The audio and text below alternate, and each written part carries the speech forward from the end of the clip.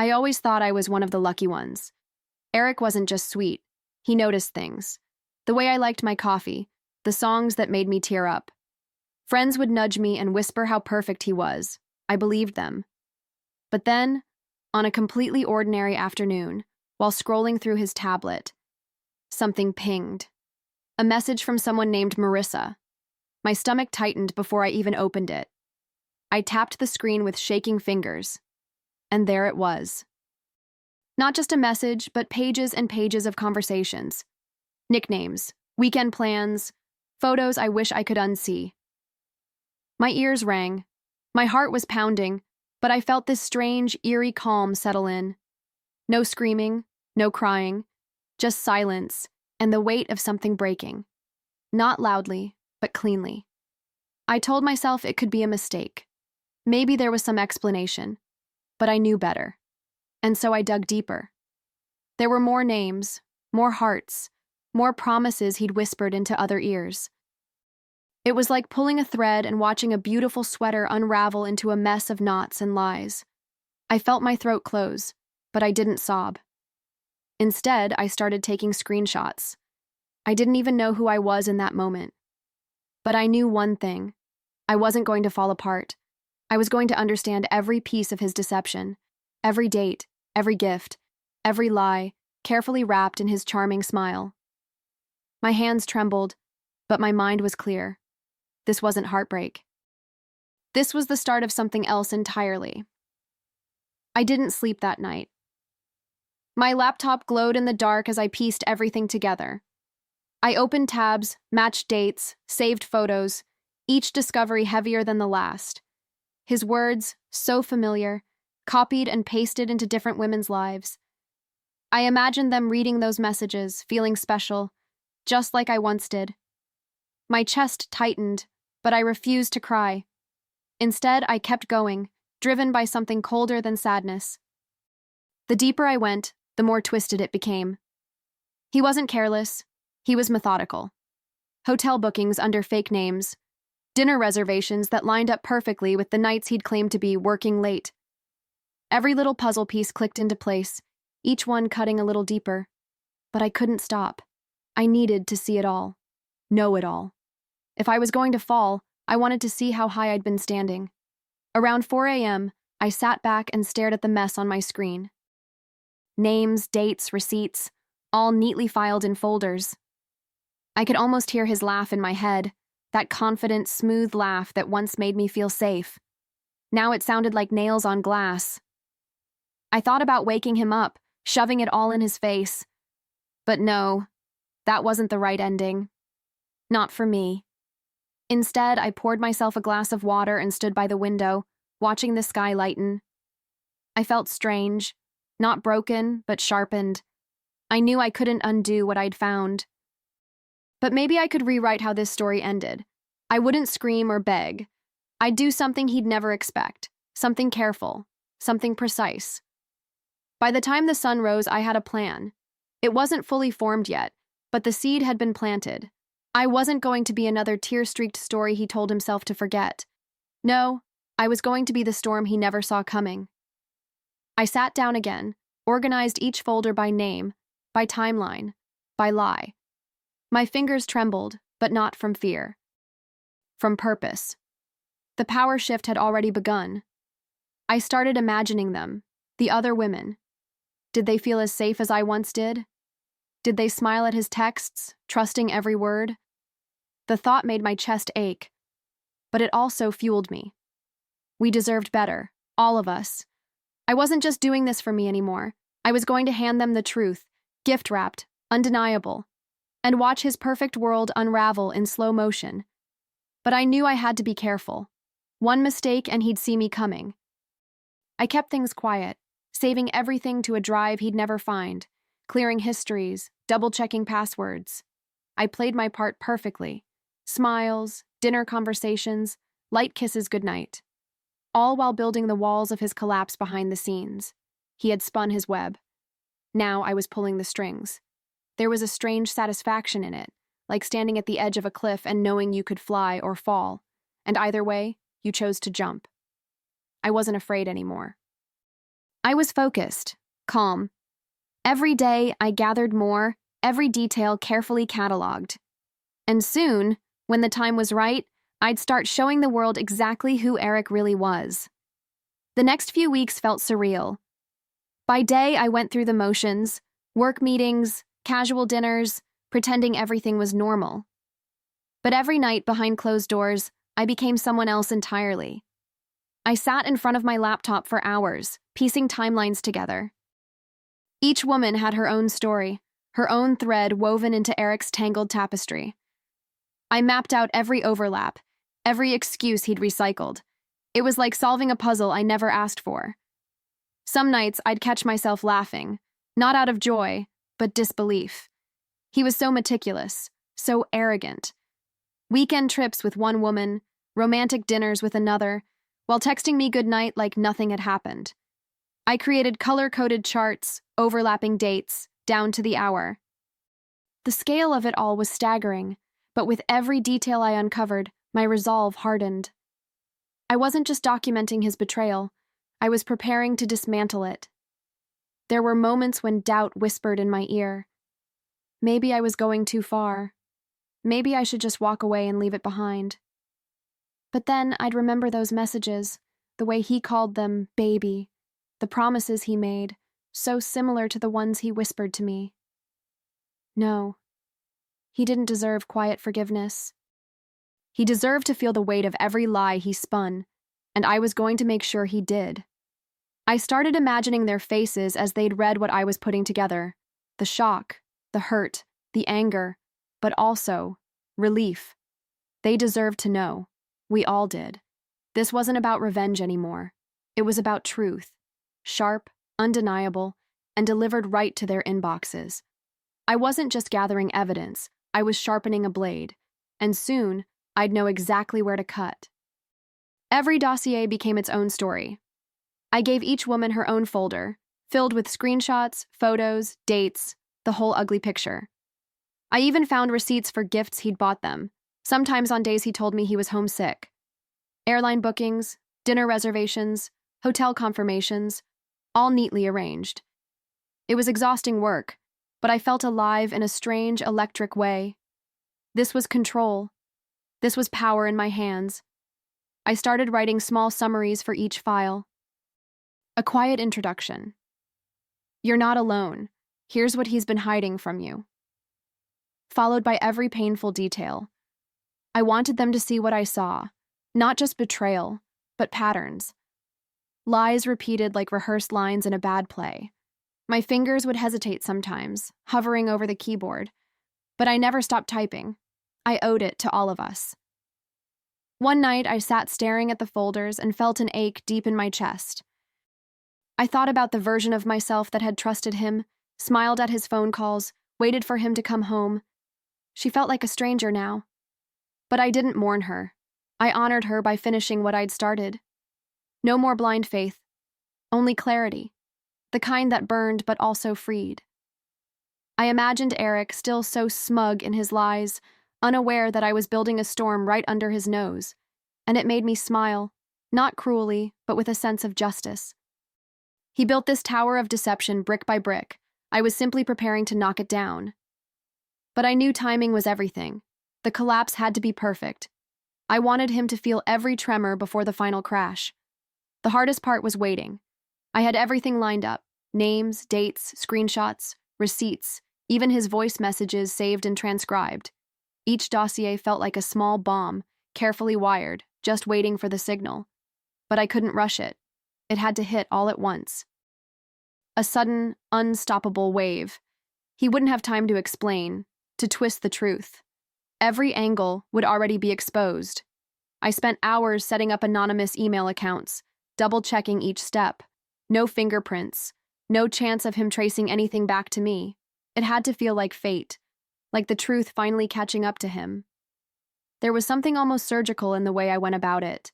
Precision mattered. I wasn't acting out of rage anymore. It was discipline. A cold, clean line from discovery to execution. Every night I rehearsed in my head. The moment he'd wake up to his phone exploding with notifications, the disbelief turning into panic, his perfectly balanced web caving in from every side. I could almost hear his stammering excuses, the frantic calls he'd make, the silence that would answer him. But I didn't want chaos for the sake of chaos. I wanted accountability. I wanted him to sit with the truth he'd spent years hiding from.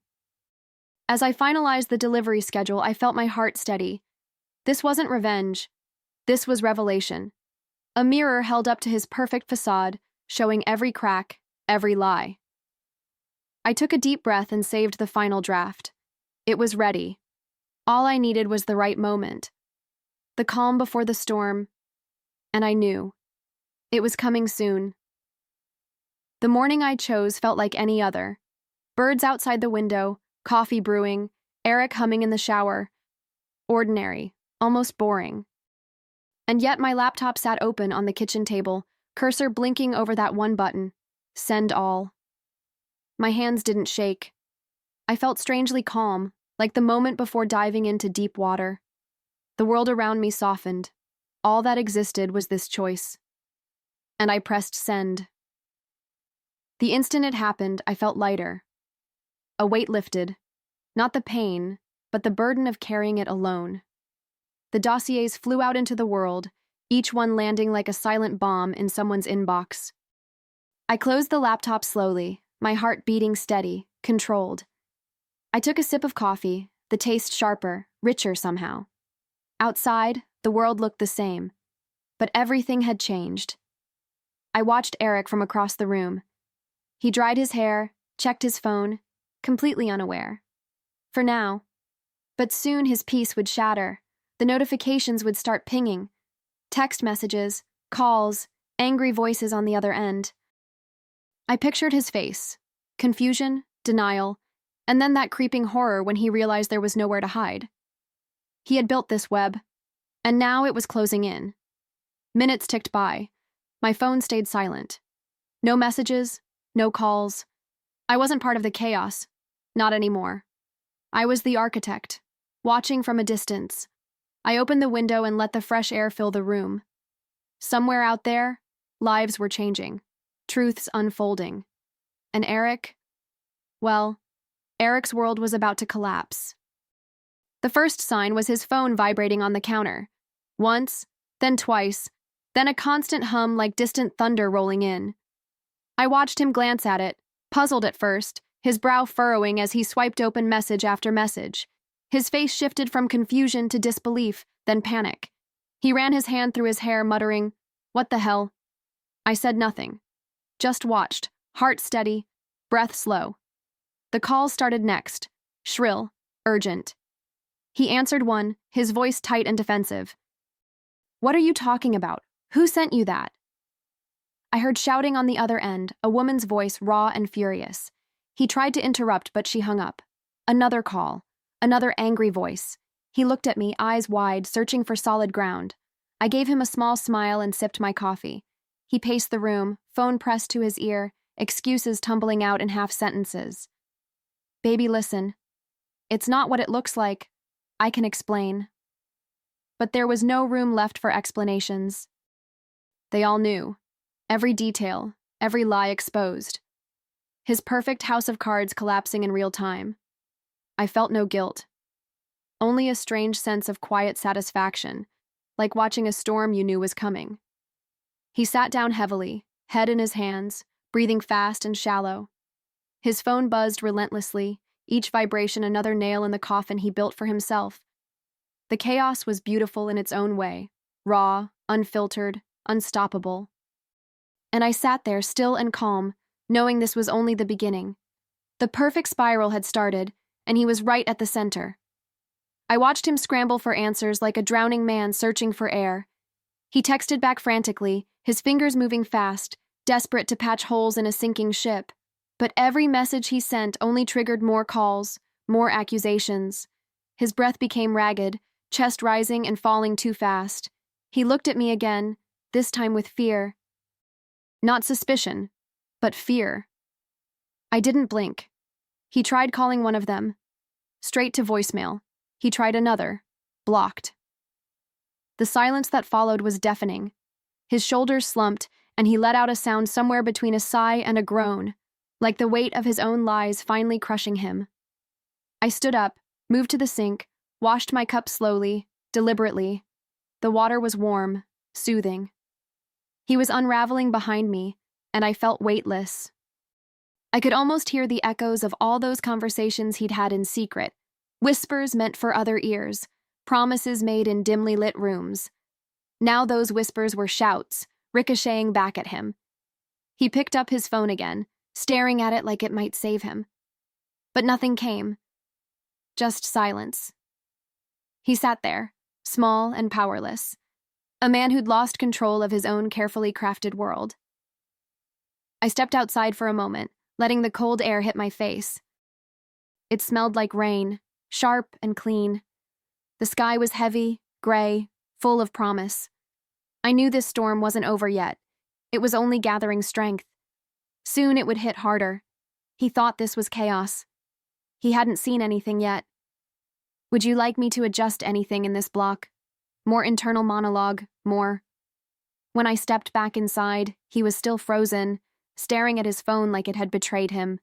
His breathing was uneven, his face pale and damp with sweat. He finally looked up at me, eyes wide and glassy, like a child caught red-handed. "Laura, I don't know what's happening," he stammered, voice cracking. The lie sat between us, thick and sour. I tilted my head slightly, saying nothing, let him drown in his own silence. The calls came in waves now, angry, hurt, pleading voices spilling out of the tiny speaker. He tried to juggle them, but they overlapped, chaotic and relentless. His words stumbled. "Please, just let me explain. No, listen. That's not true." But his excuses sounded hollow, flimsy in the face of evidence so carefully laid out. He was losing them all, one by one, and there was nothing he could do to stop it. He slammed his phone down, running his hands through his hair, tugging at the roots. Panic rolled off him in waves, filling the room with tension so thick I could almost taste it. His gaze flicked to me again, desperation shining through. Did you do this?" he asked softly, voice trembling. I held his gaze, calm and steady, and gave him a small, almost pitying smile. I didn't have to answer. He already knew.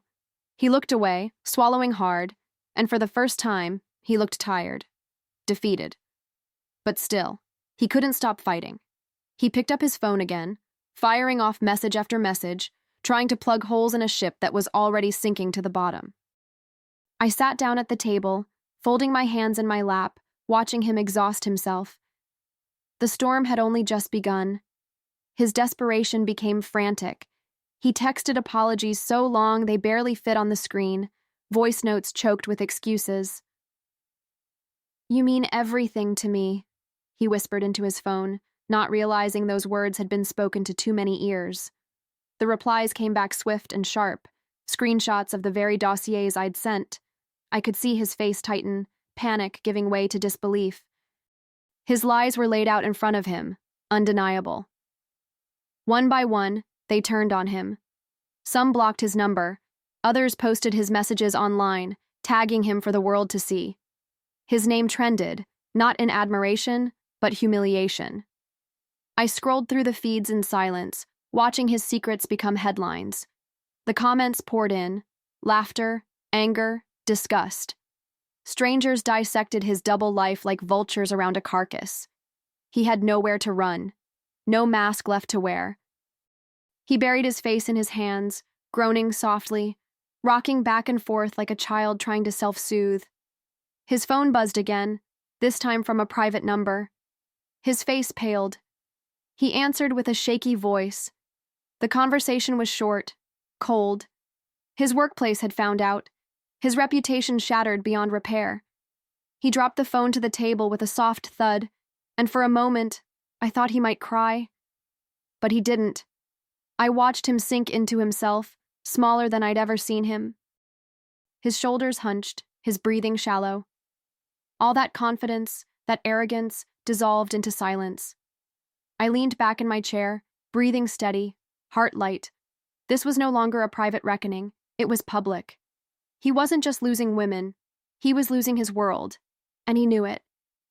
The messages slowed, replaced by silence. But it wasn't peace. It was the eye of the storm. He sat there, motionless, staring at nothing, his phone dark on the table. The weight of humiliation hung heavy in the room, pressing down on him until his posture caved inward. I wondered if he finally understood what it felt like to be powerless, to have the truth arrive, cold and merciless, with no room left for denial. He stood abruptly, pacing the room in circles, muttering to himself, "It's not over, I can fix this. I can fix this." His voice cracked, thinner each time he said it, as if he was trying to convince himself. But his phone vibrated again, and this time, he didn't answer. He knew. The damage was done. His name was smeared across timelines and comment threads, his double life dissected by strangers with zero mercy. I glanced out the window, the sky finally breaking open, rain starting to fall in soft, steady drops. It smelled clean, fresh, like the world washing itself of something dirty. I closed my eyes for a moment and breathed it in. Inside, Eric's footsteps faltered.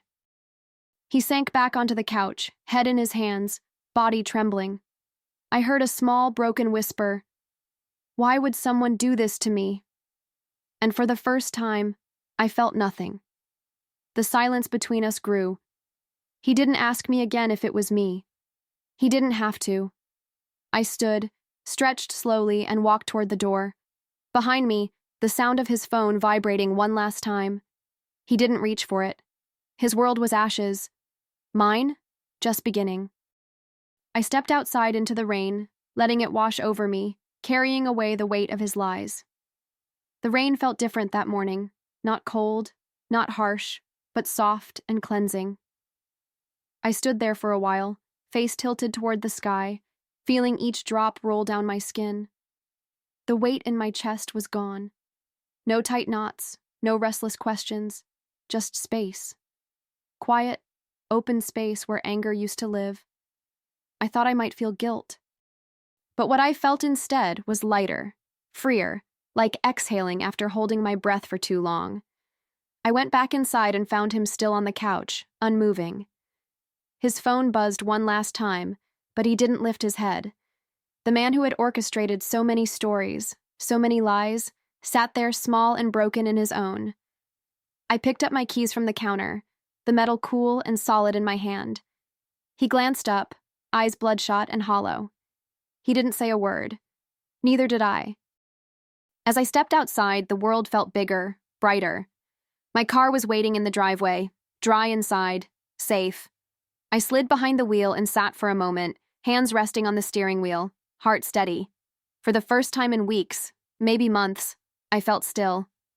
Not plotting, not bracing, just being. I took a deep breath and turned the ignition, the soft hum of the engine grounding me. I didn't look back as I pulled out of the driveway. The house disappeared behind me, that chapter closing with each passing mile. I didn't know exactly where I was headed yet, and that was okay. I was writing a new story now, one with no secrets, no careful lies, just honesty, just me. And somewhere down the road, the kind of peace you can only earn after walking through fire. I drove without music, letting the sound of the tires on wet pavement fill the silence. It was strange how quiet the world felt after so much noise. No buzzing phones, no lies unraveling in real time. Just the steady rhythm of rain against the windshield. I found a little cafe off the highway, pulled in, and sat at a corner table. The air smelled like fresh coffee and warm bread. Simple comforts, things I'd forgotten I deserved. I wrapped my hands around the warm mug, watching people come and go, each living their own small stories. No one looked twice at me, just another woman with a coffee, lost in thought. And I liked it that way. I didn't need to explain myself, didn't owe anyone a performance. I had spent too long being part of someone else's script. Now I was finally writing my own, one quiet page at a time. My phone vibrated once in my bag. I didn't rush to check it. When I finally did, it was a message from an unknown number. I opened it slowly, heart steady. "Thank you, whoever you are. You saved me." I read it twice, then 3 times, a soft breath escaping my lips. One of them knew. One of them understood. I smiled, not with satisfaction, but relief. The kind of relief that settles deep and quiet. I finished my coffee and stepped back into the rain, letting it fall gently over me. I didn't feel weighed down anymore. The storm had passed. I was still standing, stronger than before. And somewhere out there, women were waking up to truths they deserved.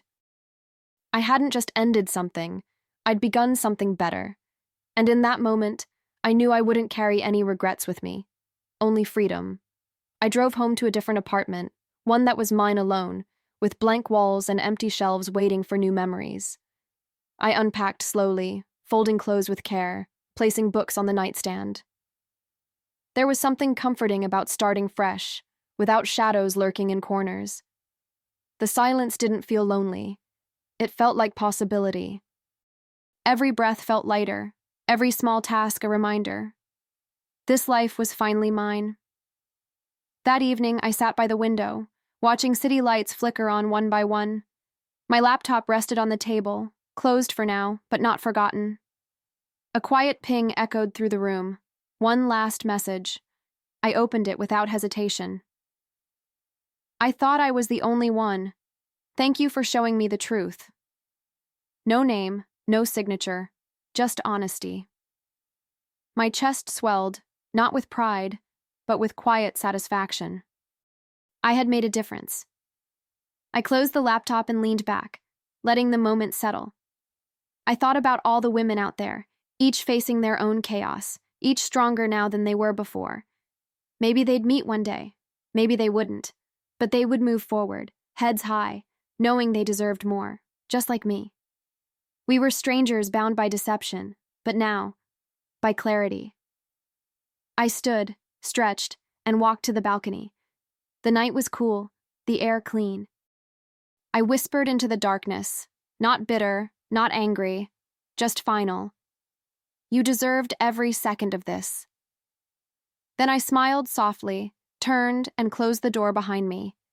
And in that moment, I wasn't someone's victim or someone's revenge. I was simply free.